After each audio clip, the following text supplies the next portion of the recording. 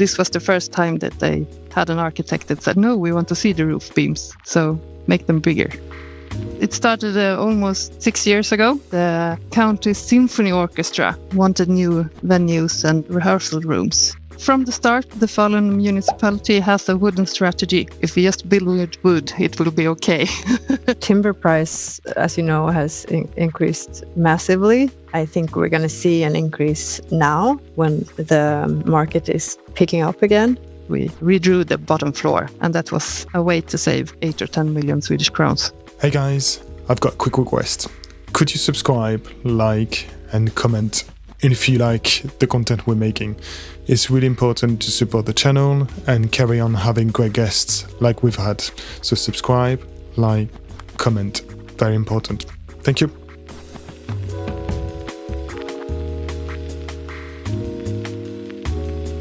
Welcome to High Points, Emmy and Emma.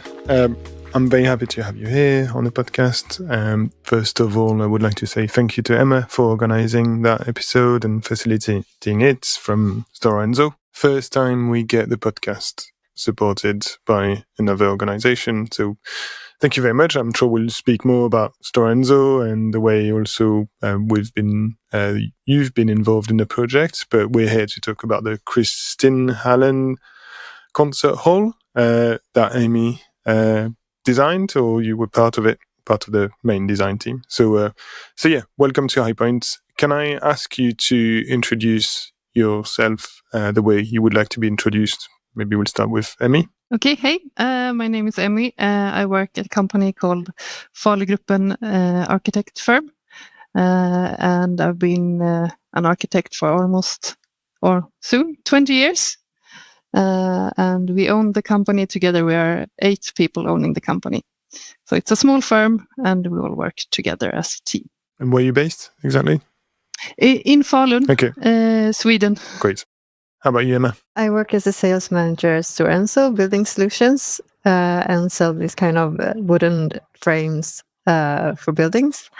And I am also based in Sweden, in Varberg on the west coast. Can we start with just right at the beginning, maybe with Emmy? What's the Kristinehallen Concert Hall and how did it start? Why is there a need to...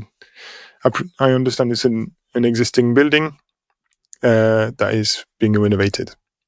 Yes, it started almost 6 years ago when the county symphony orchestra wanted new venues and office spaces and rehearsal rooms, basically. And there was a small competition between where it should be placed, if it should be a new build, if it even should be in Falun or in the next door town. So we got the project to look if this site could work. And it's an existing concert hall, or more like a school auditorium. So we added about 2,700 square meters. So it's now a total of 4,800 square meters in the building. And we renovated it and we added stuff to it. So it should work as a big venue for the symphony orchestra in their daily work. Did you make the auditorium bigger or you kept the size of it? Yeah, we did some changes to it because of the acoustics, and we wanted to add more seats. So we on the second floor of it, we have extended it backwards. So the balcony is bigger. The seating was arranged so there was an aisle in the middle, and there's the best spots. So we remodeled it so you can enter on both sides instead. Yeah, and we added the stage is larger, so more room for the orchestra. I've got loads of questions, small questions about it. But when did you think about using timber, and why? From the start, because the Falun municipality has a wooden strategy, or had a wooden strategy. Now there's more and bigger sustainability strategy. But then it was, if we just build with wood, it will be okay. So, and it became part of the design. So the 2 public floors, you can very much see the structure. So the structure is a part of the design. And we wanted to be sure that was shown to the public also. Great. What elements, mass timber elements are used, or timber elements are used for it? It's CLT, cross-laminated timber for walls and floors. And then we have a lot of glulam beams and pillars as well supporting. And a lot of it will be visible once the building is done. Why did you decide to use those materials? There's loads of timber materials, timber elements. What was the main reason of using CLT and glulam? Well, we had a collaboration with a constructor. He recommended those, and we thought it would look nice. Okay, so you talk about constructor, which is a contractor. How was it organized, the design and the construction? Did the contractor come earlier, or how was it all done? Did they do some design, or did you do the whole design and then like more traditional way, and then the contractor picks up everything? No, it was a collaboration. In Sweden, it often is like that. The architects never calculates how big the beams are going to be, or it's the constructors that's that. And they were trying to initially hide everything because that's what they're used to do, and make the beams smaller. And this was the first time that they had an architect that said, no, we want to see the roof beams. So make them bigger. Why did you have to make bigger? I mean, I'm asking some very naive questions, but yeah, we wanted to show. We didn't want the ceiling in the foyer to hide the beams. We wanted the construction to be very honest and clear and visible, and a part of the design and the atmosphere. Did you at any point investigate using other materials, or more traditional masonry materials? Or you've always thought, we'll do it in timber and we'll finish it. We'll start designing it timber and we'll build it in timber. We started with timber as the solution, and then the right material at the right place. So, I mean, the basement, it's a lot of concrete. The top floor where the ventilation is at is also a concrete because of sound. So we didn't have to add concrete on top of timber. So that will be unnecessary.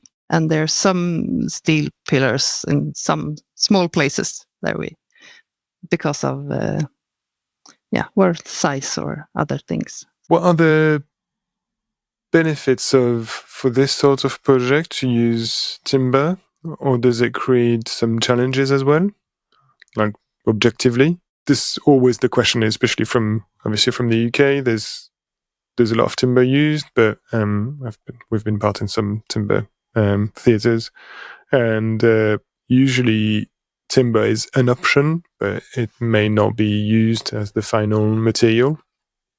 And so for people who are listening to this and wanting a theatre in timber, what would you tell them? Would you say you need a bigger budget, allow for bigger budgets, or you need to be careful of those challenges, but it's got other benefits? What is your view and your experience?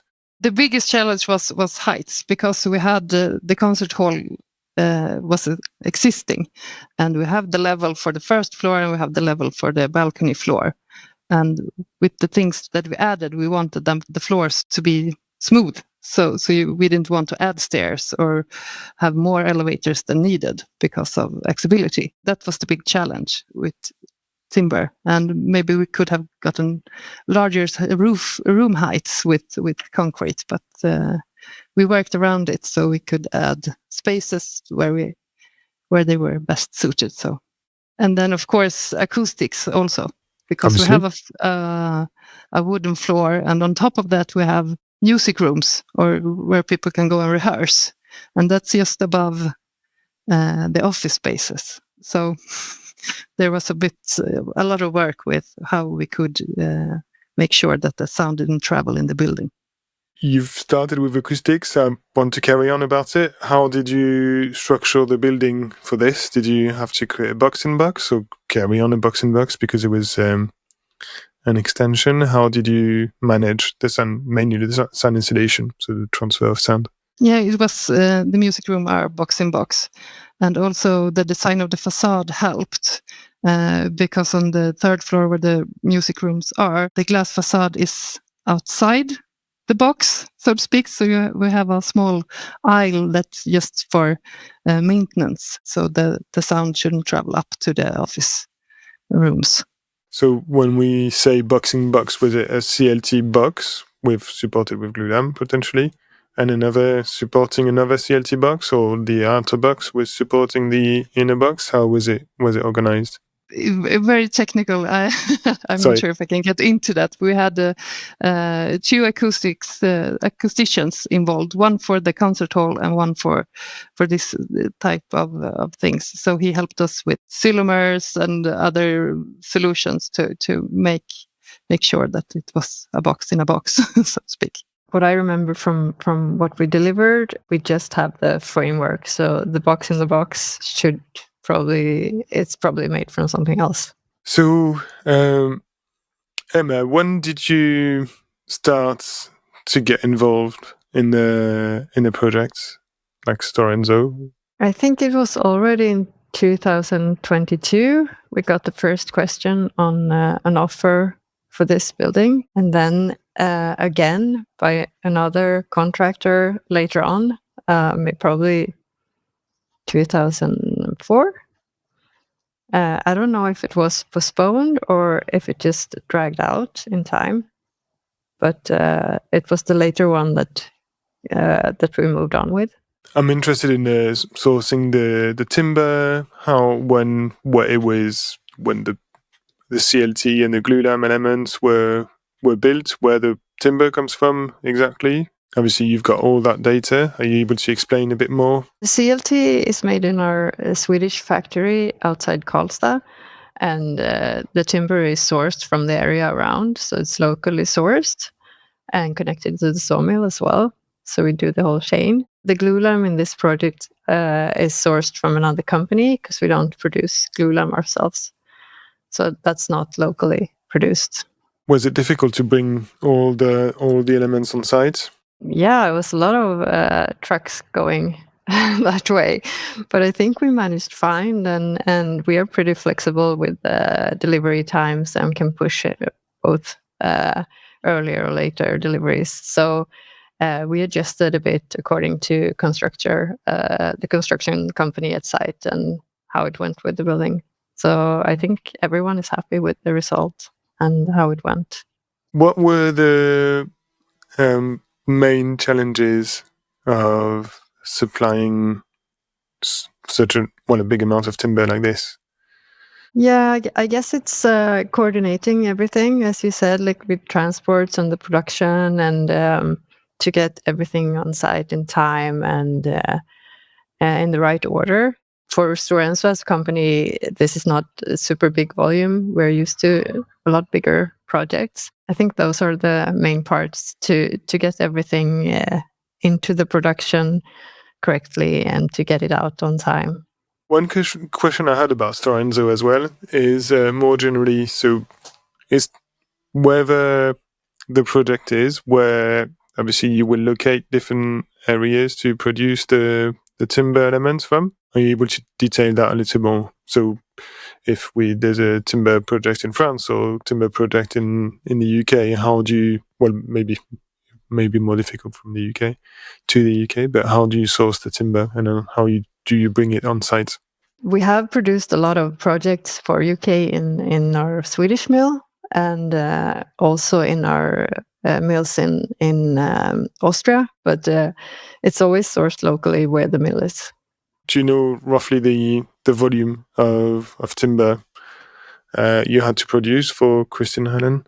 I think we delivered about 780 cubic meter of CLT, and for the glue lam, it must have been around maybe 80 cubic meters, something like that. I don't know exactly how long it took for the production. It probably takes a couple of weeks in the Swedish mill. The time-consuming part is the elaboration of the drawings and the technical documentation beforehand, I would say.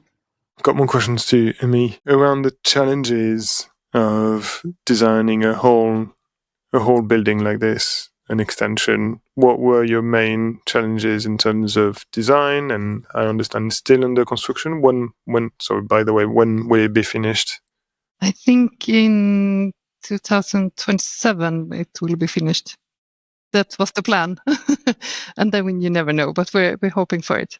And we have a couple of challenges. First of all, the program that the symphony orchestra wanted and the site we had didn't always match. We couldn't make all the areas that they wanted. So it was a big compromise. And the existing part and the plans didn't always work with us. But we wanted to take care of this building that already was on site. So it was a part of the deal, so to speak. And the other is that it's next to a very old historical high school. So that building has its own character, and it's in front of a park from, I think it was laid in 1867 or something. So the environment around it is very special. And then you have houses for families just next door. So that was a big challenge, how to make this concert hall stand out on its own, but not to take over this historical building. We had to work with a lot of architects that just deals with this on the municipality, because Falun is also a part of a World Heritage with the old copper mine. So we had that aspect as well. So that's why some parts of the facade is in copper, not real copper, but it looks like copper. So that was a big challenge to get this building to look like have its own look and feel, but still kind of fit in the city, and how to be a concert hall without costing a lot of millions to build. Well, how much did it cost, or what was the overall budget at the moment? I don't know if this is true. I just read it on the homepage. It's 227 million Swedish crowns. I don't know if they're on budget or how it's going, but. What does that make in pounds or euros? Did you say 220? 7, yeah, and divide that by 12, maybe? About 18 million. I was going to ask you about the main acoustic features. Obviously I've not seen any visuals yet of the concert hall. Behind. Yeah, so there was a few pictures. Yeah. Maybe we'll share some pictures in the main episode if we can. But Yes. What were the main features that you've been able to do, either with timber or without timber? In the concert hall, that's a remodeled auditorium. There's not much timber. There's a concrete structure in the back, and we have stripped down to the concrete and adding acoustic features on it with a lot of boxes and things to break up the sound. We had a special acoustician for this, just for the hall, who designed the boxes and how big they should be and where they should be placed and where to put speakers or microphones to add to the sound, because this is for a symphony orchestra. But we also wanted to make sure that this is also available for other types of music if needed. So it's flexible in that way. Maybe not the best for a rock concert, but lectures or other types of music, sure. Because Falun is not that big of a city, and we need to have spaces that can work in multiple ways. So what are the main features or finishes that make the concert hall flexible? There is a lot of hidden speakers and microphones that the audience will never see, but they can enhance some types of sounds or music. So the experience will be that it's very much an acoustic hall, but with some backup.